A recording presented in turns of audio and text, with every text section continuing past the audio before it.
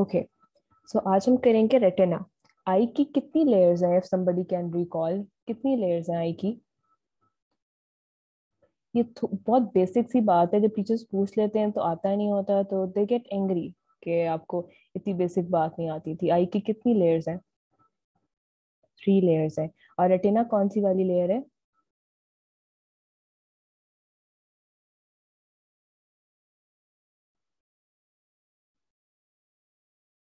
Inner most layer है। शाबाश, retina is the inner most layer. First layer कौन सी वाली है? If we start from outer side,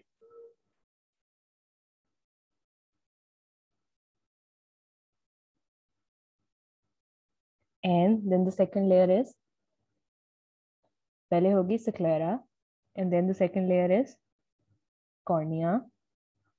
cornea sclera जो हो गया आपकी फर्स्ट लेयर होगी, then uveal tract, and then retina. तो आप जब बाहर से आते हो तो कॉर्निया स्क्लेरा आपकी फर्स्ट लेयर हो गई, देन इट्स यूविल ट्रैक्ट, ठीक है, and then it's inner side पे रेटिना। ये लाइट यहाँ से पड़ेगी। Suppose I am seeing sun, I can't see sun, मेरा रेटिना जल जाएगा। यहाँ से लाइट ऐसे फॉल करेगी, इनर मोस्ट लेयर आपकी रेटिना है। हाँ जी, लाइट ऐसे आती, बाहर से आती कि सामने मैंने बनाया हुआ sun. We can not actually see sun, क्योंकि जो हमारी जो फोटो सेंसिटिव फिल्म है रेटिना, वो बहुत सेंसिटिव होती है, वो जल जाती है, इसलिए हम अवॉइड करते हैं सन को देखना, एक्लिप्सिस नहीं देखते हम। ऐसे आती है, कॉर्निया से पास करती है, कॉर्निया से क्लेरा से, एंड देन आपका uveal tract, and then it falls on retina. Next we move. अच्छा, अब 2-3 बातें हम पहले कर लें नॉर्मल की, before we proceed to abnormal. Normal retina जो होती है, it's a light sensitive layer. इसमें फोटो रिसेप्टर्स होते हैं। फोटो रिसेप्टर्स जो आपने कॉमनली पढ़े होंगे सेकेंड ईयर में फिजियोलॉजी में, रॉड्स और कोन्स होते हैं। और इसमें एक सेंट्रल एरिया होता है मैक्यूला, उसमें हाईएस्ट कॉन्सेंट्रेशन होती है फोटो रिसेप्टर्स की, और यहाँ पे बेस्ट इमेज बनता है। ये देखो, ये उसने बनाया हुआ है, यहाँ पे मैक्यूला है, दिस इज लेबल्ड मैक्यूला, और ऑप्टिक नर्व यहाँ पर है।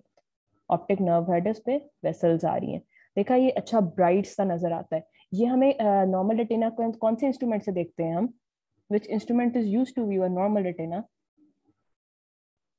How will I view a normal retina? ये मुझे ऐसा पीच सा ophthalmoscope, Aliza very active, ophthalmoscope से। Ophthalmoscope, all the students were saying ophthalmoscope are 100% right. Ophthalmoscope से आप ये देखोगे और आपको ये नजर आएगा, और ये बिल्कुल ऐसा होना चाहिए, जिसका ऐसा नहीं है उसमें कोई ना कोई मसला हुआ हुआ है।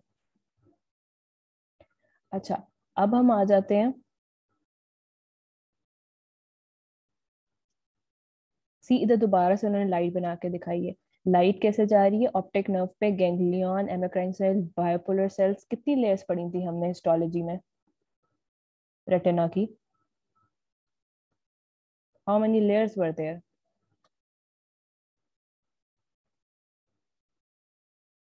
10 layers were there. Previously, many years ago, there were 9, and we discovered they are not actually 9, they are 10 in number.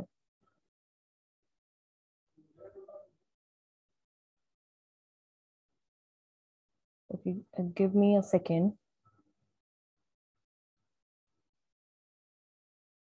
Okay, the thing is, आज हमने करना है रेटिनोस्कोपी। किस लिए करते हैं हम रेटिनोस्कोपी? हम करते हैं रिफ्लेक्टिव एरर्स देखने के लिए। R for reflective error, R for retinoscopy. Please write it on your books, क्योंकि रेटिनोस्कोपी बच्चे कहते हैं हम रेटिना देखने के लिए करते हैं, और वो बहुत बड़ा ब्लंडर है। टीचर्स आपसे बार बार पूछेंगे, और जिसका नहीं आता होगा वो बहुत डांट पड़ेगी, और बहुत बैड इंप्रेशन पड़ेगा प्रोफेसर्स के ऊपर।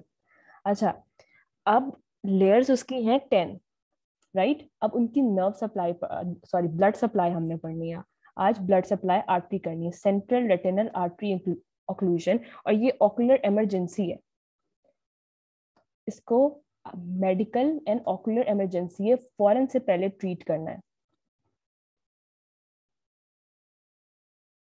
अच्छा, एक दफा इसकी ब्लड सप्लाई कर लेते हैं कि कहाँ कहाँ सप्लाई कर रही है वो। Let it load.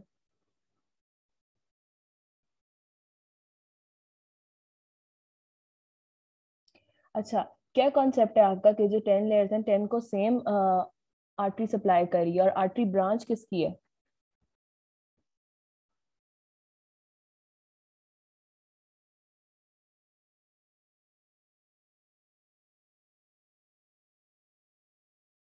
ऑप्थेल्मिक की। ऑप्थेल्मिक आर्टरी किसकी ब्रांच है? और पीछे आ जाओ।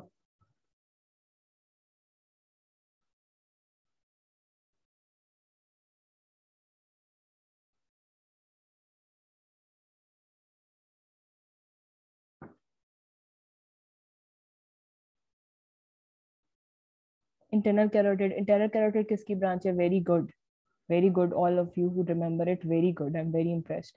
ऑप्थेल्मिक आर्टरी सप्लाई करती है। Central retinal artery is a branch of ophthalmic artery. Ophthalmic artery is a branch of internal carotid artery. Internal carotid artery in turn is a branch of aorta. अच्छा, अब हम इधर ये देख रहे हैं कि रेटिना सप्लाई होता है सेंट्रल रेटिनल आर्टरी से majorly, and short posterior ciliary arteries. ठीक हो गया। और ophthalmic artery is a end artery. What does end artery means? End artery, end artery means उसकी कोई ब्रांचेस नहीं है। If I lose my blood supply I won't get it again.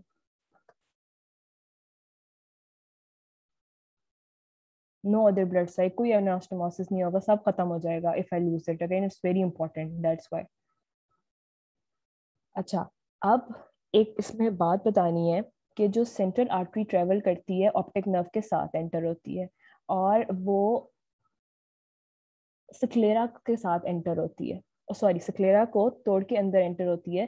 Then it branches to supply inner layers of retina, फिर sink करती है वो।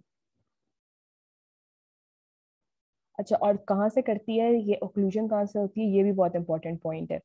सी, ये optic nerve के साथ एंटर हो रही है, ठीक है, स्क्लेरा की।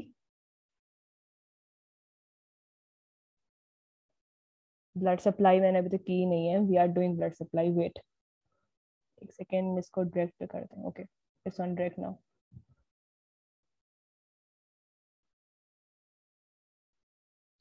अच्छा, अब एक प्लेस है लेमिना ट्यूबरोसा, ये is form the bottom of the optic curve. ठीक है, ये देखो, ये लेमिना ट्यूबरोसा है। इसको अंदर से वो प्रेसिंग करके जहां से आपकी ऑप्टिक नर्व आती है और ऑप्थेल्मिक आर्टरी आती है, ऑप्थेल्मिक आर्टरी की ब्रांच सेंट्रल रेटिनल आर्टरी आती है। ठीक है, the main function of lamina curves is to allow retinal ganglion axon and central retinal vein to leave and to allow central retinal artery to enter in the intraocular space। ठीक है, तो अब ये lamina क्रिब्रोसा, क्रिब्रोसा मतलब होता है cribriform plate होती है। देयर जिनके वीडियोस ऑन है वो प्लीज बंद कर दें, क्योंकि ये वीडियो में रिकॉर्ड हो जाएगा। अच्छा, यस वर्दा, ऑप्टिक नर्व के साथ एंटर होती है। अब लेमिना क्रिब्रोसा, क्रिब्रोसा होता है क्रिब्रिफॉर्म प्लेट। क्रिब्रिफॉर्म प्लेट क्या होता है? छन्नी की तरह, उसमें होल्स हैं। अब हमें होल्स क्यों चाहिए? क्योंकि कुछ स्ट्रक्चर्स एंटर हो रहे हैं, कुछ स्ट्रक्चर्स लीव कर रहे हैं। अब क्या क्या चीज एंटर हो रही है? रेटिनल ग्लैंडुलर सेल के एक्सॉन्स एंटर हो रहे हैं, और सॉरी, रेटिनल एक्सॉन्स लीव कर रहे हैं और सेंट्रल रेटिनल वेन लीव कर रही है। जबकि क्या क्या एंटर कर रहा है? अलाउ, ऑप्टिक नर्व एंटर कर रही है और सेंट्रल रेटिनल आर्टरी एंटर कर रही है। एक्सॉन तो लेके जाते हैं वापस, यहाँ से कहाँ? ब्रेन की तरफ लेके जाएंगे।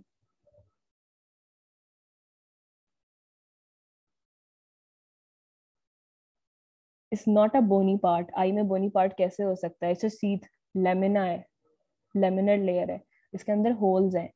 ठीक है, एक्सॉन्स और वेन को जाने के लिए और आर्टरी को एंटर होने के लिए छन्नी की तरह स्पेस बनी हुई है। अब आ जाती है रेटिना की ब्लड सप्लाई। अब आपकी 10 लेयर्स हो गई। अब 10 लेयर्स को कैसे कैसे सप्लाई करना है? कोरियो कैपिलरीज जो कि ब्रांच आउट हो रही हैं। Short, what was the two vessels that were supplying? एक तो थी सेंट्रल रेटिनल आर्टरी, दूसरी थी short posterior ciliary arteries which further branch into become choriocapillaries।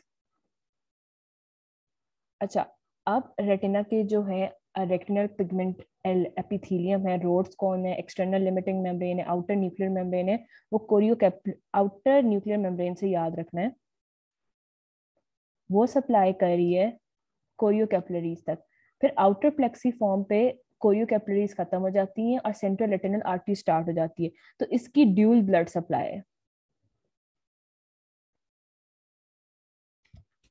आवाज सही आ रही है? कोई आवाज का इशू है और किसी को? से यस और नो।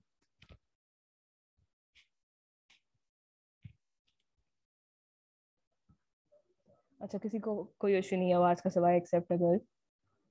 सही है मैम। अच्छा देखो, अब आपने जो लेयर्स हैं आउटर न्यूक्लियर लेयर तक वो कोरियो कैपिलरी सप्लाई कर रही है। उसके बाद जब आउटर प्लेक्सी फॉर्म पे आते हैं तो सेंट्रल रेटिनल आर्टरी और कोरियो कैपिलरी दोनों सप्लाई करती है, और इनर वाली सारी layer, inner nuclear inner plexi form layer पे इंटरनल इंटरनल लिमिटिंग मेम्ब्रेन तक आपकी सेंट्रल रेटिनल आर्टरी सप्लाई करती है। आउटर प्लेक्सीफॉर्म लेयर पे बोथ सप्लाई करती हैं, और बाकी आउटर लेयर पे कोरियो कैपिलरीज करती हैं, और इनर सारी लेयर जो होती है वो सेंट्रल रेटिनल आर्टरी सप्लाई करती है।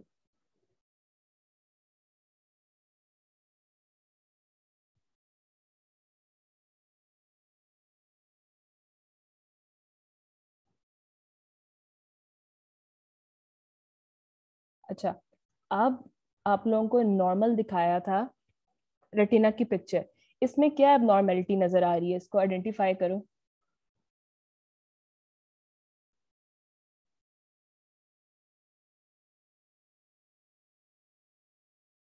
क्या एबनॉर्मेलिटी नजर आ रही है मुझे? वाइट है, पेल है, सेंट्रल रेडनेस है। Very good. एक ये एक कलर की रेड सी चीज नजर आ रही है और बाकी पेल है। तो दो फाइंडिंग्स मिली हैं हमें। एक हमें मिला है चेरी रेड स्पॉट और रेड स्पॉट, और फिर वाइटेस्ट अपीयरेंस मिली है, इसको पेल नजर आ रहा है ये। कोई चीज पेल क्यों होती है? किसी को हम कहते हैं पीला हो गया, तो वो पीला क्यों होता है? यस, आउटर प्लेक्सिफॉर्म लेयर पे दोनों सप्लाई करती हैं। ब्लड की कमी हो गई, शाबाश। जब हम किसी को कहते हैं तुम बहुत पीले पड़ गए हो, या पेलनेस होती है, तो ब्लड खत्म हो गई। अब यहाँ पे क्या हो रहा है, आपकी सेंट्रल रेटिनल आर्टरी का ओक्लूजन हो रहा है। ये बेसिकली आपकी ब्राइट रेड सी होनी चाहिए, अच्छी सी, लेकिन ये अब ऐसी नहीं रही। इसमें क्या हो गया, एक सिर्फ स्पॉट नजर आ रहा है रेड कलर का, बाकी जो हो गई है वो पेल हो गई है। पेल इसलिए हुई है कि आपने, ये देखो, ये सपोज मेरी ब्लड वेसल है, and give me another colour pen. ये देखो, ये मेरा रेटिना है, और ये रेड वाली मेरी ब्लड वेसल आ रही है, और ये आके सप्लाई कर रही है इसको। ठीक हो गया। अब नेक्स्ट पिक्चर में देखो, somehow it gets occluded किसी भी वजह से। तो सिर्फ ये एक रेड कलर का डॉट नजर आ रहा है इसको, क्योंकि सिर्फ इसी जगह पे हो रही है, इसके आगे ब्लड कहीं जा ही नहीं रहा। तो कुछ समझ आइए।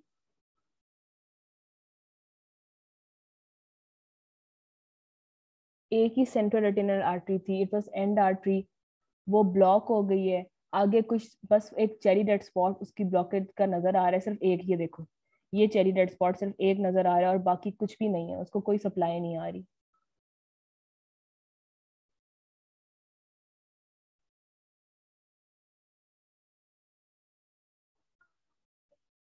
अच्छा, अब कॉजेस क्या क्या है कि बैठे बिठाए हमारा,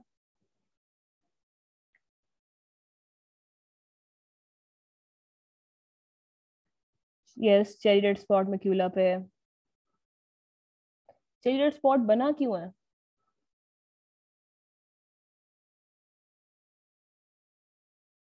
चेरी रेड स्पॉट बना क्यों है? ऑक्लूजन से। क्या चीज नजर आ रही है? वेसल से मैंने ऑक्लूड कर दिया, बस वहां पे उसका जहाँ आगे ब्लड जा ही नहीं सक रहा, बस एक ही वेसल है। अच्छा, जिन बच्चों को समझ नहीं आ रही, can they be more specific? समझ क्या नहीं आ रही?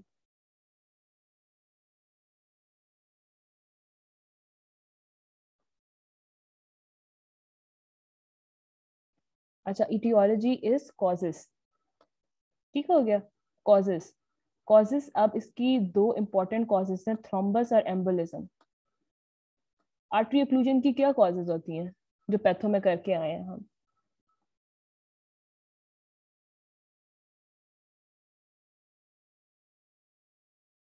थ्रोम्बस कहाँ बनेगा ये, और क्यों बनता है थ्रोम्बस? एथेरोस्क्लेरोसिस और इंक्रीजिंग एज, आपके लिपिड मेटाबॉलिज्म खराब है, लिपिड मेटाबॉलिज्म खराब है, एथेरोस्क्लेरोसिस है, और क्या चीज है, इंक्रीजिंग एज है,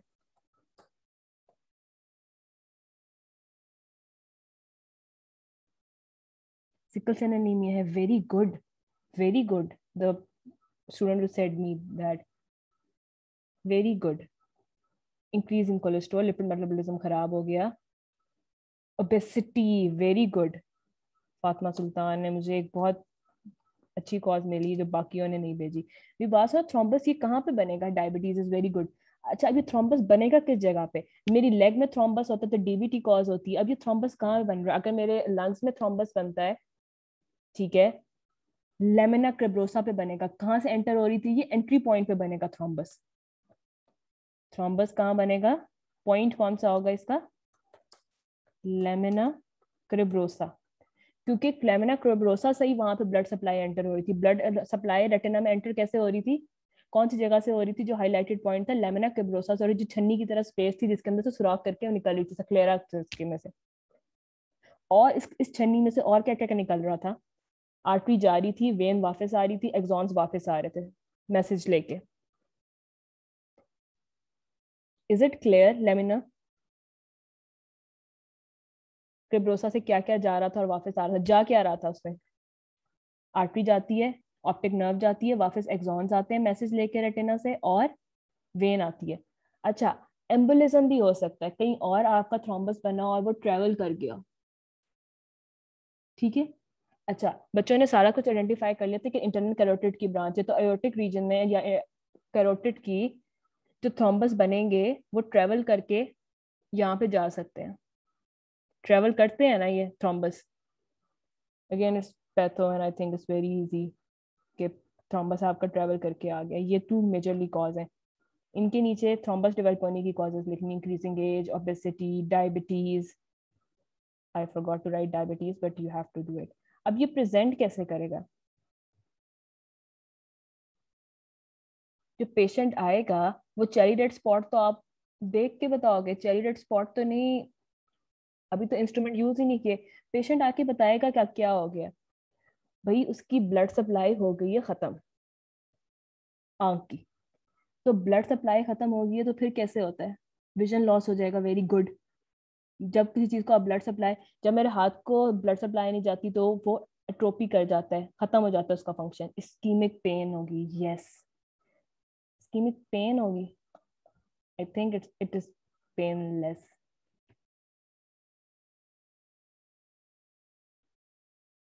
अच्छा, इसमें अब क्या क्या करना है, पेन सिर्फ तब होती है जब इंट्राऑकुलर प्रेशर रेज होता है। एक ये टर्म करनी है आपने, एमुरॉक्स, एमुरॉक्सिस फ्यूगस, ये मेडिसिन में भी आएगी, इसका मीनिंग ये लिखा हुआ है, इसमें ट्रांजिएंट होता है पेनलेस मोनोऑकुलर लॉस ऑफ विजन। सबसे इंपॉर्टेंट चीज जो पेशेंट बताएगा, मैं बैठा हुआ था एकदम से ब्लाइंडनेस हो गई, एक I am writing the keyword sudden लिखा हुआ आएगा सिनेरियो में, ठीक है, एक आंख की सडनली मुझे ब्लाइंडनेस हो गई, नहीं अभी ये पर्दे वाली बात नहीं है, पर्दा वगैरह छोड़ दो, मुझे बिल्कुल ब्लाइंडनेस हो गई है, ट्रांजिएंट विजुअल लॉस हो गया, कुछ भी नजर नहीं आ रहा। पेशेंट आएगा, ये कर्टन्स वाली जो बातें लिख रहे हैं अभी छोड़ दें, कर्टन्स वाली बातें नहीं है इधर, वो डिटैचमेंट में। पेशेंट आएगा कहेगा एकदम से, पेशेंट आएगा होगा वो 65 ईयर ओल्ड, ठीक है, जब आप हिस्ट्री लोगे इस्कीमिक हार्ट डिजीज की हिस्ट्री होगी, उसकी जो होगी लिपिड प्रोफाइल भी खराब होगी, वो कहेगा एकदम से मेरे आंखों में लॉस हो गया, तो आप फर्स्ट स्टेप क्या करोगे, do you think it's an emergency, do you think it's an emergency, why is it emergency, किसी का विजन लॉस हो गया, कोई रोता हुआ आ रहा है आपके पास, कि एकदम से बैठे बिठाए सडनली ऐसा क्या हो गया, और दूसरा ब्लड सप्लाई है, आपको जल्दी से रिस्टोर करनी है, ब्लड सप्लाई रिस्टोर नहीं करोगे तो क्या हो जाएगा, वो टिश्यू डेड हो जाएगा, दैट टिश्यू विल डाई। अच्छा, उसने तो हिस्ट्री बता दी कि मैं बैठा हुआ था, कुछ भी नहीं हुआ, कुछ भी नहीं हुआ, वो कहेगा कुछ भी नहीं हुआ, एकदम से मैं ब्लाइंड हो गया, एक आंख में, मुझे समझ नहीं आ रहा क्या हुआ है। अब साइंस आप क्या करोगे, विजुअल एक्टिविटी चेक करोगे, विजुअल एक्टिविटी चेक कैसे करते हैं हम,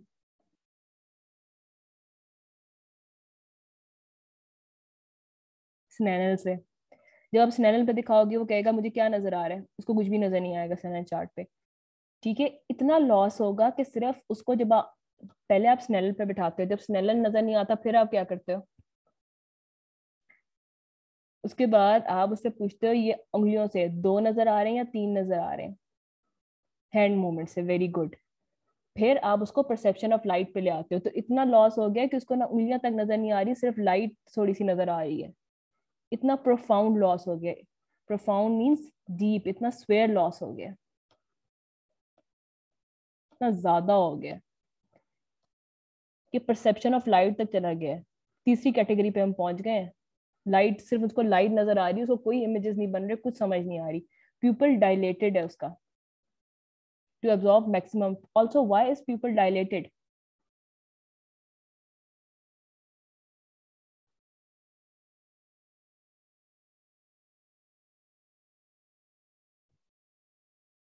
optic nerve damage, very good Rani, very good, very good. Optic nerve damage हो गई है, कोई नहीं मैसेज जा रहा।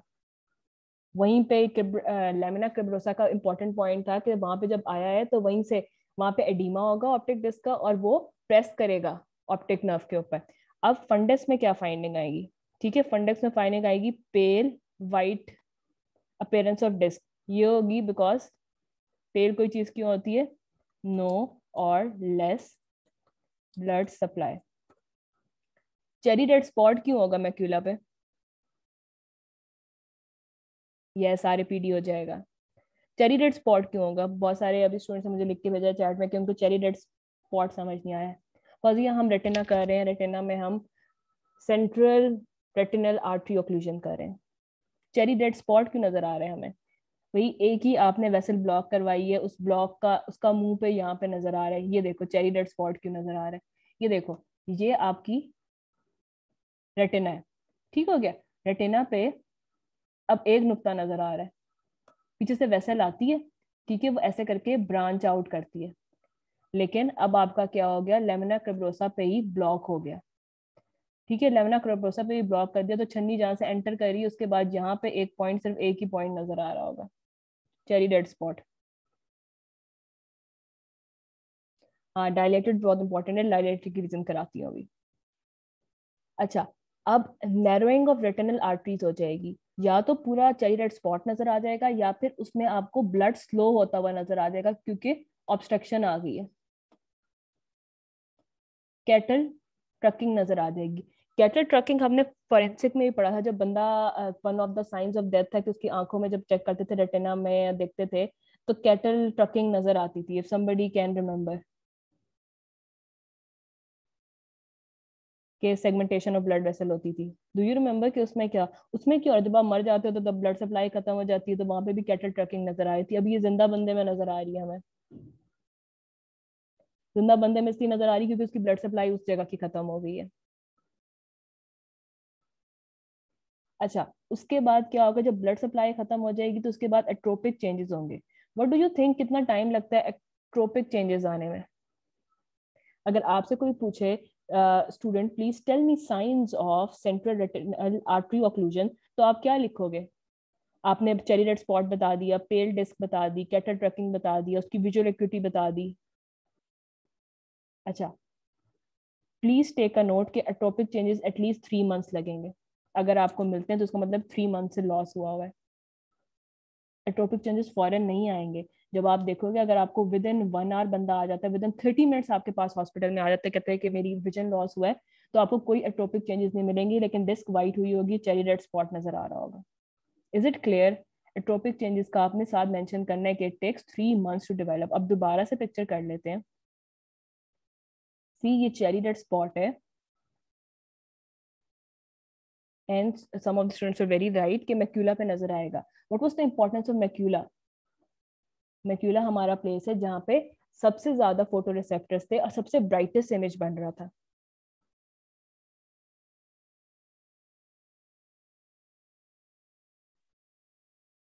सबसे ब्राइटेस्ट इमेज बन रहा था। ये देखो, अब ये आपका हो गया चेरी रेड स्पॉट, क्योंकि इसके आगे तो ब्लड वेसल जाएगा। और उसके बाद ये देखा, ये इस तरह से नजर आ रही है, कैटल ट्रैकिंग, ब्लड स्लो हो गया।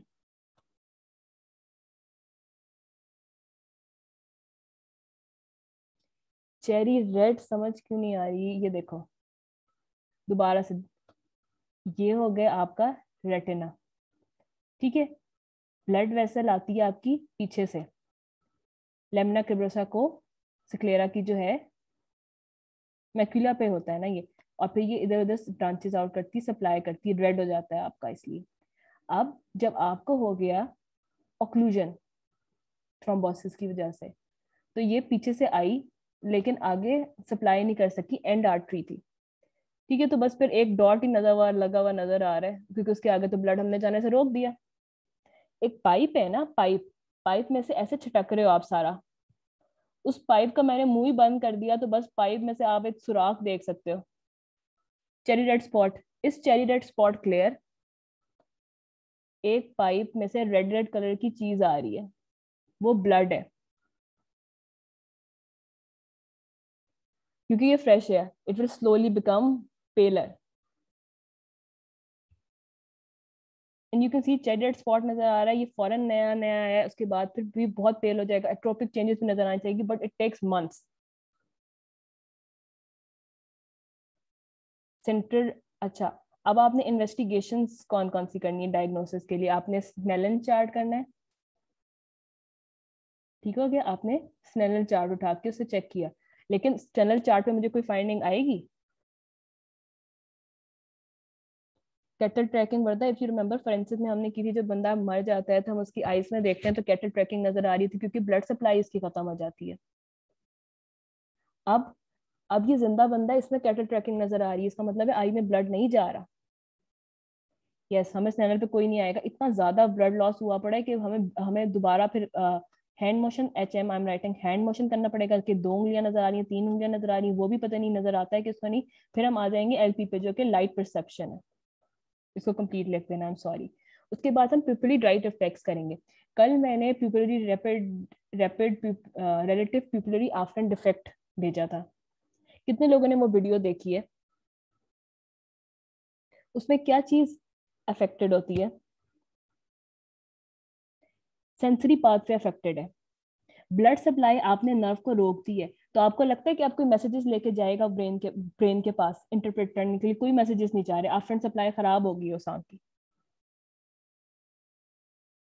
इसीलिए वो डायलेटेड प्यूपल था। Why was pupil dilated? क्योंकि हमने उसका सेंसरी सिस्टम को ब्लड सप्लाई छोड़ दी है, नर्व को सप्लाई ही नहीं जा रही, सिर्फ एक ही मेरे पास सेंट्रल रेटिनल आर्टरी ऑक्लूजन थी और वो मैंने बंद कर दी है। जब मैं किसी को फूड ही नहीं दे रही तो why would somebody work for me? मेरी आंख डेड हो रही है because there is no food inside it. Is it clear कि अब डायलेटेड क्यों है? कोई सेंसेशन लेके नहीं जा रहा उसकी।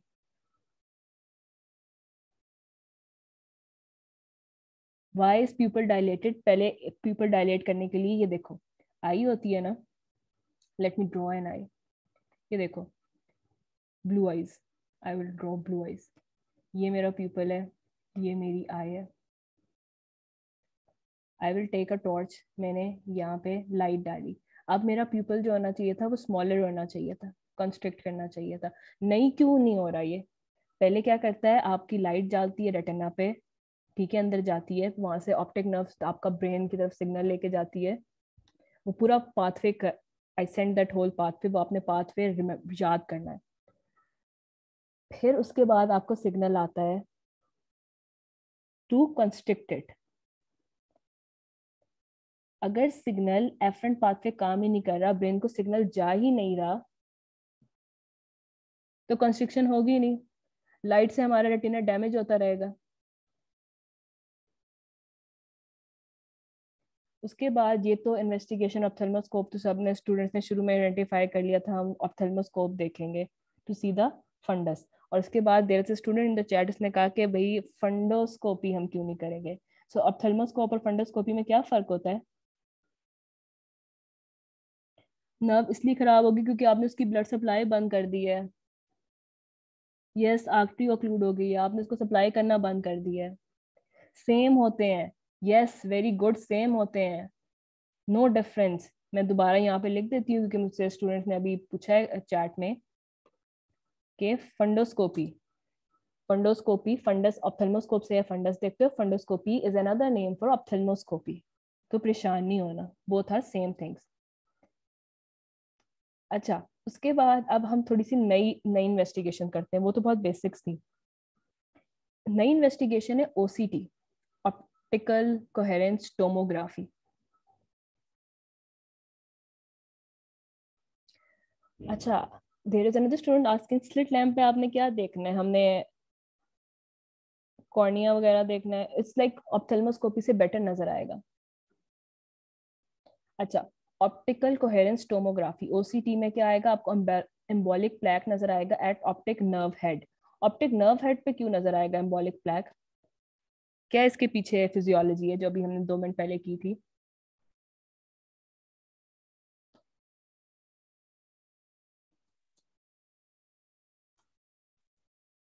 ऑप्टिक नर्व हेड, और वो आपकी आर्टरी साथ साथ आ रहे हैं लेबिनिना क्रिब्रोसा को सुराख करके, इसीलिए आरएपीडी भी हो रहा है, नर्व भी ओक्लूड हो रही है।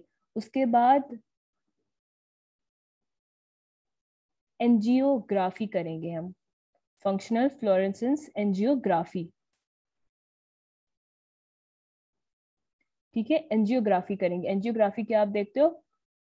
फ्लोरेसेंस डाई डाल के देखते हो, आर्टेरियल फिलिंग देखोगे। और आर्टेरियल फिलिंग इसमें डिले हो जाएगी, आर्टरी तो हमारी फिल ही नहीं करी।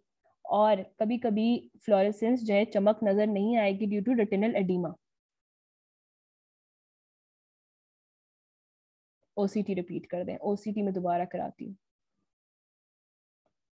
ये देखो, optical coherence tomography, is it tomo और topography?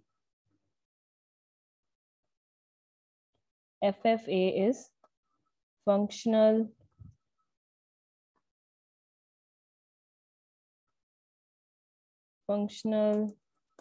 fluorescence, sorry, pardon my spelling, angiography.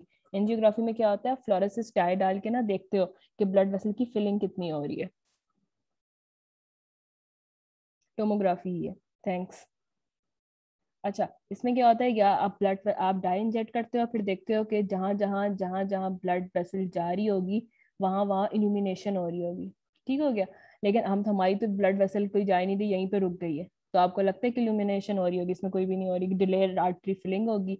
और फ्लोरेसेंस हो सकता है नजर ही ना आए अगर एडिमा हुआ हुआ है तो।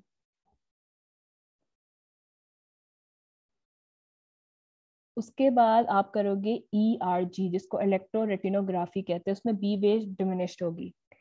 जब हम ये करेंगे रेटिनल पिगमेंटोसा, उसमें मैं ERG डिटेल में बताऊंगी। इसमें बस आपको you have to memorize this, इसमें बी वेव डिमिनिश्ड हो जाएगी ERG में।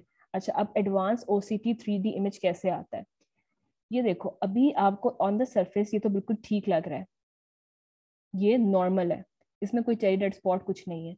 लेकिन जब लीक्स वगैरह देखने होते हैं, जब देखना होता है कि कोई एम्बोलिक प्लैक है या थ्रोम्बस है, तो आप OCT करवाते हो। ठीक है, वो OCT यहाँ पे नजर आ जाएगा, यहाँ पे, ये यहाँ पे लीक नजर आ रहा है, एम्बोलिस भी नजर आ सकता है यहाँ पे। ठीक है, OCT में ग्रीन और रेड कलर की लाइन नजर आएंगी।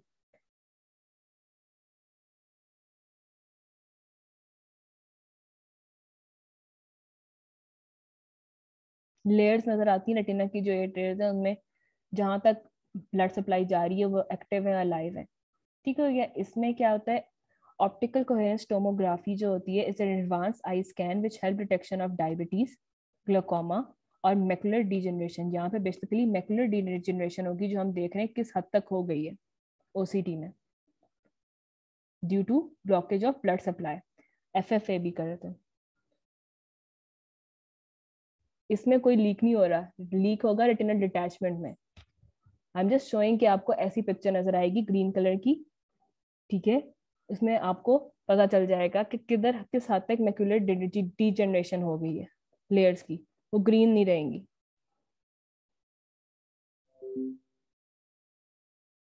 उसके बाद हम आ गए FFA पे। FFA में क्या होगा, आप डाई डाल के एक्सरे लेते हो और देखते हो कि कहाँ कहाँ वेसल जा रही है। ठीक है, शाइन कितनी कर रही है वो, अगर उसकी शाइनिंग कम है तो इसका मतलब है वो आगे सप्लाई नहीं कर रही। आपको इस फंडस के बारे में क्या आपका ख्याल है, क्या हो रहा है यहाँ पे? What do you think about this?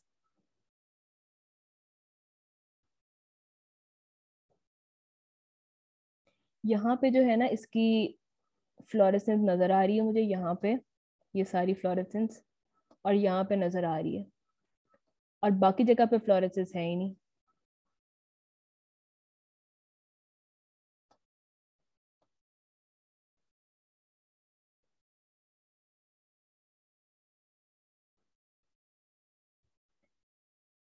गलत। ये कोई हम डाई आईज में नहीं डाल रहे, ये हम इंजेक्ट करते हैं, ठीक है? इंजेक्ट करते हो आप फ्लोरेसेंस डाई, और उसके बाद फिर आप स्कैन लेते हो।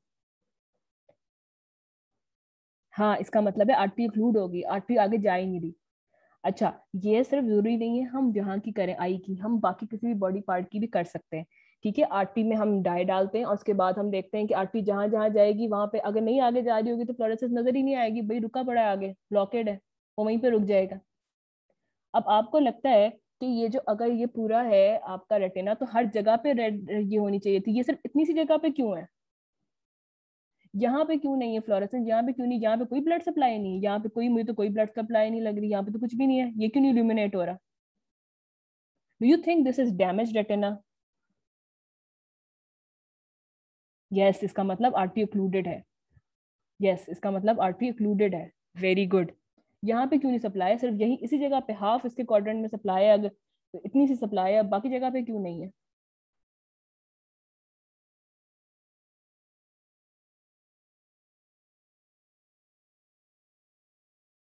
बाकी जगह पे सप्लाई है नहीं, देयर इज ओक्लूजन। ये देख के आपको समझ आ गया कि भाई एफएफए में मुझे पता चल गया कि ओक्लूजन है, थोड़ी सी जगह पे सप्लाई जा रही है, पूरी जगह पे इल्यूमिनेट नहीं हो रहा। उसके बाद there is a picture of ERG. इसमें रॉड्स का और कोन्स का रिस्पॉन्स मेजर करते हैं, ठीक है? इसमें बी वेव डिमिनिश्ड होगी, कॉर्ड का कोन का रिस्पॉन्स कम होगा। That's all you need to no.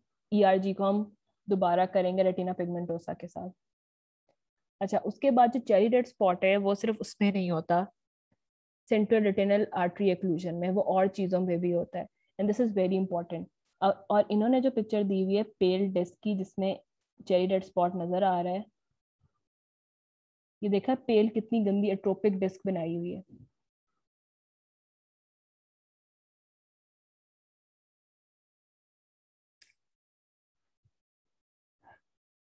Javeria is asking die कहाँ एंटर करेंगे? अच्छा, हम इंटरनल कैरोटिड में एंटर करेंगे डाई, क्योंकि इंटरनल कैरोटिड से ऑप्थेल्मिक बनती है, और ऑप्थेल्मिक के आगे सेंट्रल रेटिनल आर्टरी बनती है। इज इट क्लियर आप जवेरिया कहाँ पे डाई एंटर करेंगे? से यस और no so that we can proceed. Dye कहाँ एंटर करेंगे?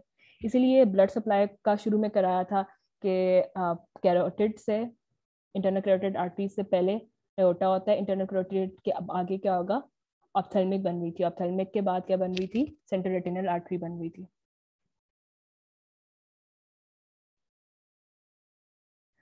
डाई एंटर दोबारा बता दें, डाई हम डालेंगे आर्टरी में जिसकी वो ब्रांच है, फिर देखेंगे वो आगे तक कहाँ से जा रही है, ठीक है? आप देखो कि इंटरनल कैरोटिड वाली जगह पे बिल्कुल सही जा रही थी, ऑप्थेल्मिक वाली जगह पे सही जा रही थी, सेंट्रल रेटिनल आर्टरी ओक्लूजन हुई है, लेकिन जब रेटिना में सप्लाई करती है तो वो ओक्लूड हो गई है, उसके आगे वो नहीं जा रही होगी। Is it clear Anika? से यस और नो।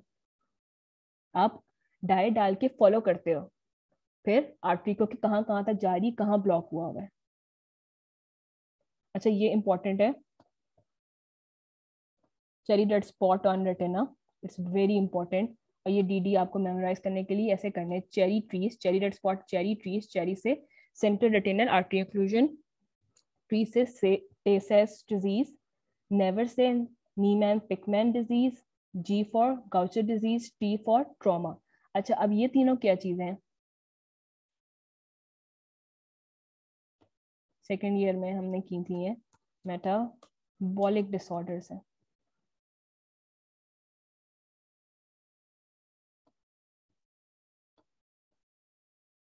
मेटाबॉलिक डिसऑर्डर्स है, ये स्टोरेज डिसऑर्डर्स है मेटाबॉलिक। एक इसमें से Gaucher disease is glycogen storage disease, Niemann Pick is lipid metabolism जिसमें मेंटल रिटार्डेशन भी होती है, और टीसा डिजीज जो है it's limited to Jewish Ashkenazi community, उन्हीं में होती है ड्यू टू इनब्रीडिंग। उसके बाद ट्रॉमा, ट्रॉमा में बंडन एडीमा होगा जिसकी वजह से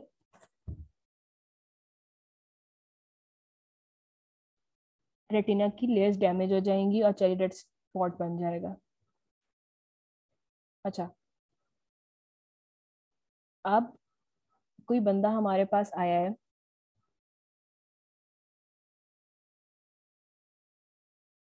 बर्नियर एडीमा ट्रॉमा होगा, ट्रॉमा से क्या होगा, डैमेज हो जाएगा रेटिना की आउटर लेयर्स, उसके बाद स्वेलिंग हो जाएगी, तो उसमें भी cherry red swelling, cherry red spot नजर आएगा। Berlin oedema is basically trauma की वजह से डैमेज हो जाता है रेटिना की आउटर लेयर्स को। अब किसी का प्रोग्नोसिस क्या होता है, किसी डिजीज का प्रोग्नोसिस, व्हाट इज प्रोग्नोसिस?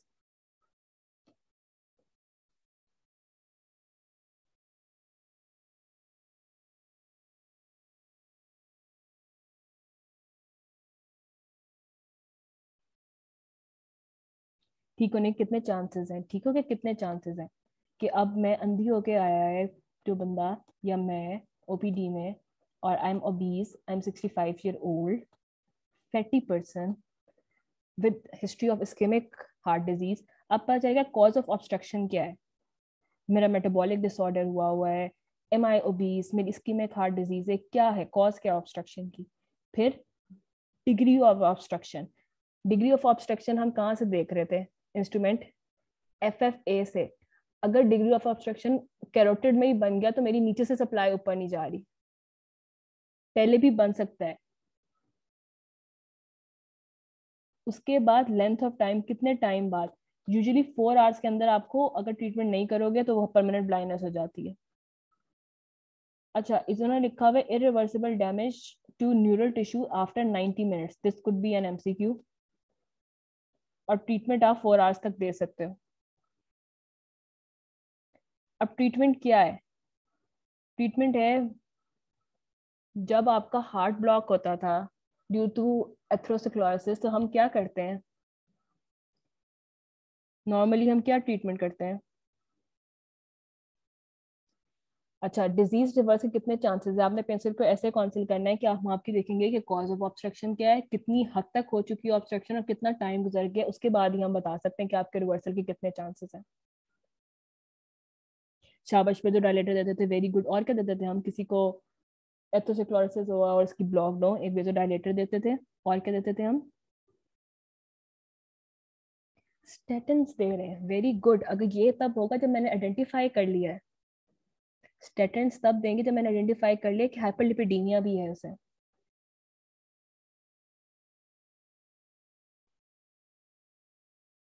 अच्छा, मोस्ट इंपॉर्टेंट स्टेप क्या होगा इसके में, सबसे पहले आपने क्या करना है, इंट्राऑकुलर प्रेशर रिड्यूस करना है, ठीक है, और रेटिनल परफ्यूजन इंक्रीज करवानी है हमने। तो हम मैनाटोल दे सकते हैं, एसीटोजोलामाइड दे सकते हैं। पहले हम करते थे एक प्रोसीजर पैरासिंथेसिस, क्या करते थे, नीडल डाल के इसका हाइपोटोनी इंड्यूस करवा देते थे, इसका प्रेशर डिक्रीज करवा देते थे। उससे होता ये था कि जब हम हाइपोटोनी इंड्यूस करवाते थे,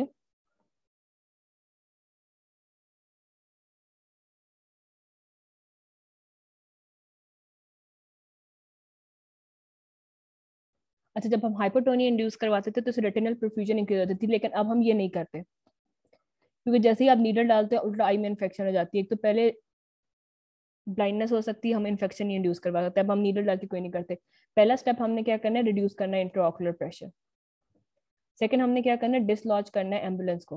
वो ऐसे करना है कि आपने क्या करना है, अपनी फिंगर से, जैसे ये दिस पिक्चर में मसाज करी है आपने, 6 to 8 टाइम्स क्या करना है, ऑकुलर मसाज करना है आईज पे, जो आपकी आई अफेक्टेड है। उसके बाद आपने सबलिंगुअल नाइट्रेट देने हैं। नाइट्रेट से क्या होगा, क्या मैकेनिज्म ऑफ एक्शन है नाइट्रेट का?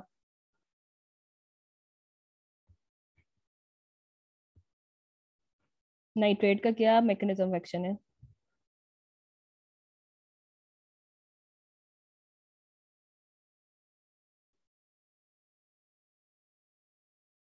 Vasodilators, very good. एक बच्ची ने तो सबसे पहले ही गेस कर लिया था कि वेजोडाइलेटर्स देने हैं, and it will be most important. Nitrate आप सबलिंगुअल देते हो, मुंह में रखवा देते हो।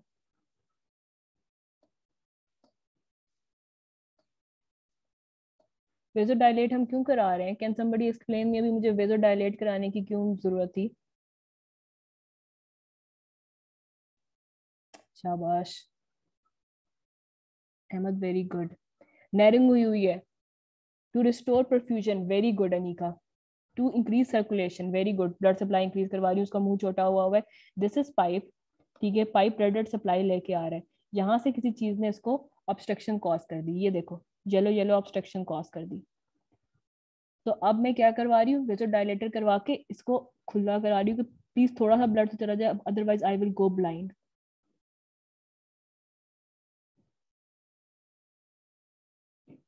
उसके बाद हम क्या करेंगे, वेजोस्पैज्म जो हुआ है उसके लिए हम हाइपरबैरिक ऑक्सीजन देंगे। हाइपरबैरिक ऑक्सीजन हम 95% ऑक्सीजन देते हैं और 5% हम देते हैं CO2।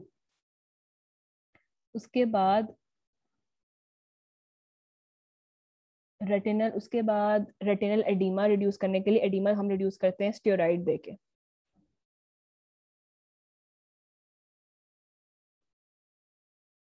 एडिमा हम रिड्यूस करते हैं स्टेरॉइड देके। नहीं, डोजेस नहीं याद करनी। उसके बाद अगर फिर भी नई चीजें सही होती तो हम ट्रांसल्यूमिनल एनडी जैक लेजर एम्बोलिसिस करेंगे। 20 जूल्स हम क्या करेंगे, लेजर डालेंगे और एम्बुलेंस जो बना हुआ है उसको ब्रेक डाउन कराएंगे।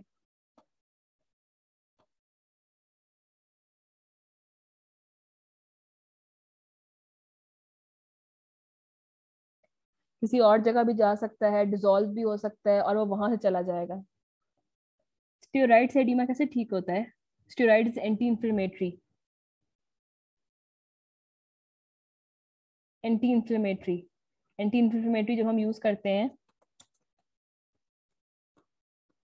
तो एक्सुडेट निकलना बंद हो जाते हैं। जब एक्सुडेट निकलना कम हो जाता है तो एडिमा खुद ब खुद ही रिजॉल्व हो जाता है। Always we give oedema. अच्छा, उसके बाद ये SEQ है, ट्राई अटेम्प्टिंग दिस, और इसी से रिवीजन भी हो जाएगी काफी सारी। 65 year old, पहला रिस्क फैक्टर क्या आ गया CRAO का? What is the first risk factor?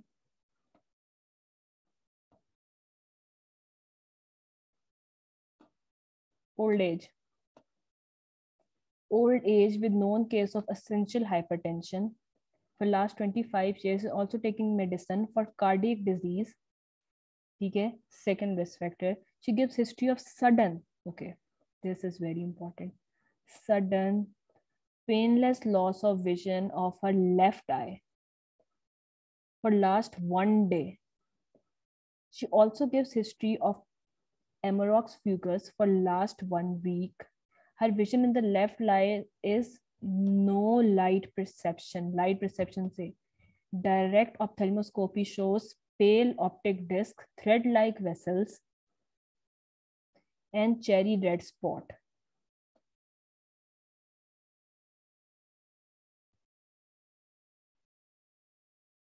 कैसे आइडेंटिफाई किया CRAO? Can somebody explain? CRAO कैसे आइडेंटिफाई किया?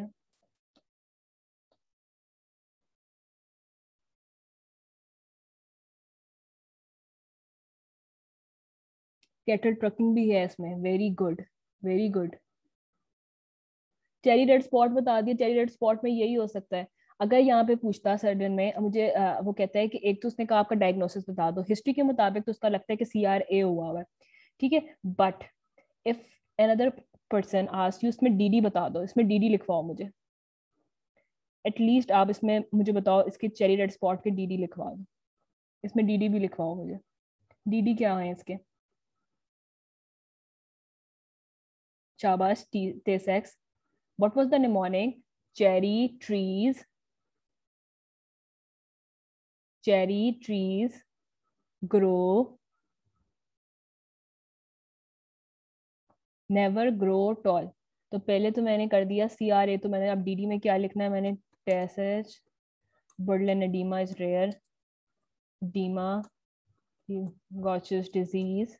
What else am I missing? Niemann, Pickman disease.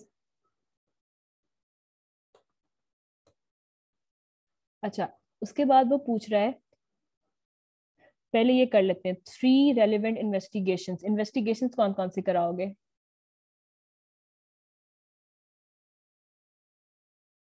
शाबाश। FFA, OCT, और क्या कराएंगे हम?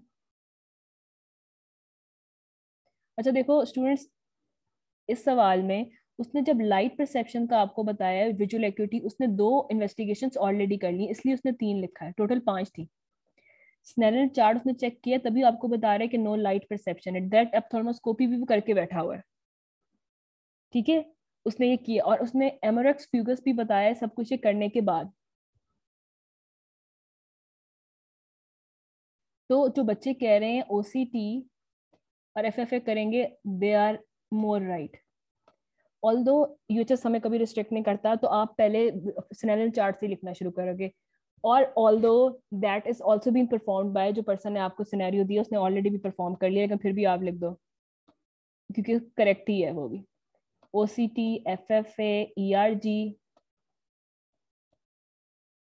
अच्छा, if you think outside the box, I want to know कि हमने एक इन्वेस्टिगेशन करानी है जो कि मैंने नहीं पढ़ाई, but you should do it.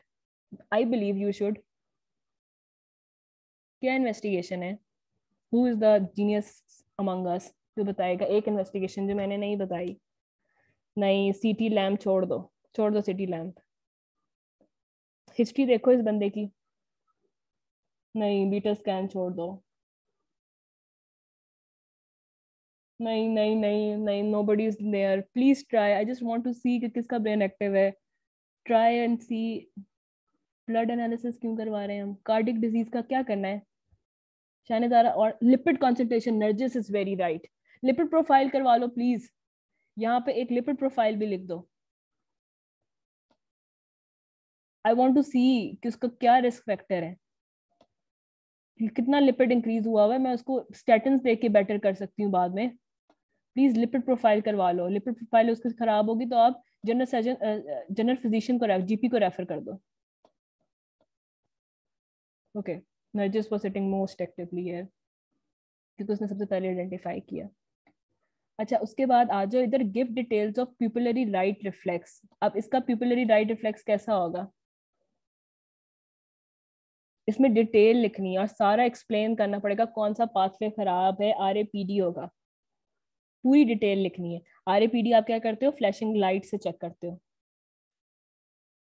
RAPD होगा तो RAPD, सिर्फ RAPD लिख के मार्क्स नहीं मिलेंगे, गिव डिटेल, ये 2-3 मार्क्स का क्वेश्चन है। Give details of pupillary right reflex, give details. Afferent pathway खराब हो गया है, नो सिग्नल्स आर गोइंग, ठीक है।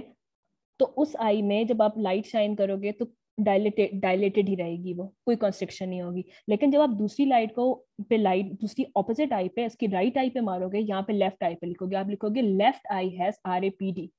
क्वेश्चन में आपने उसने आपको बताया हुआ है लेफ्ट आई हैज RAPD। और और कहोगे जब हम राइट से मारेंगे लाइट तो लेफ्ट कॉन्स्ट्रिक्ट होगी। क्यों कॉन्स्ट्रिक्ट होगी?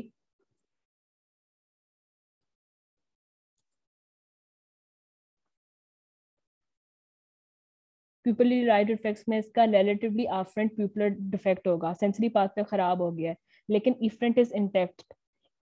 तो इफ्रेंट दूसरी वाली आई के जब हम लाइट मारेंगे राइट साइड पे तो लेफ्ट कॉन्स्ट्रिक्ट हो जाएगी, लेकिन जब हम कॉन्सेंट्रियल लाइट रिफ्लेक्स, वेरी गुड। लेकिन जब हम लेफ्ट आई पे मारेंगे राइट तो उसका तो पाथ वो सेंसेशन लेके नहीं जा सकता, वो डायलेटेड ही रहेगा। ये आप एक्सप्लेन करोगे और ये आदमी सारे एक्सप्लेनेशन लिख के भेजो, give details of pupillary light effects of this patient. जब उसने दिस पेशेंट का है तो आपने सिर्फ RAPD जनरल नहीं लिखना, आपने लिखना है मैंने इसका परफॉर्म करना है लेफ्ट और राइट आई पे flashing light test. Left side पे क्या होगा जब मैं लाइट डालूंगा, और राइट साइड पे क्या होगा मैं लाइट डालूंगा। ये डिटेल में प्रॉपर करके you can also draw pictures. अच्छा, ये रिव्यू है of our lecture today. Centre retinal artery occlusion, ठीक है। We identify as that cherry red spot.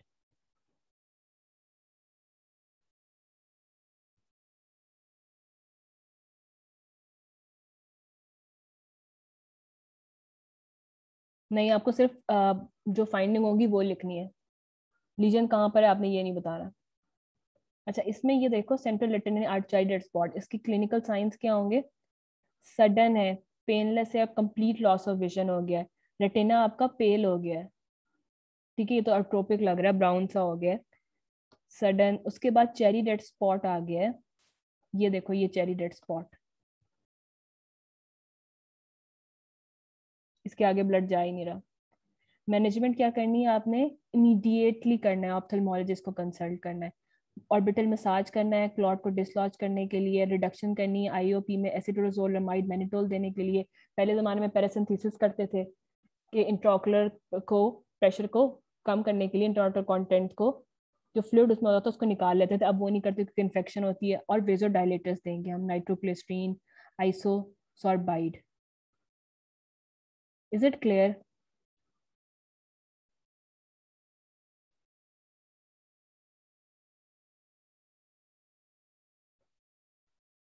Macula के ऊपर फोबिया होता है, जो ब्राइटेस्ट रीजन होता है।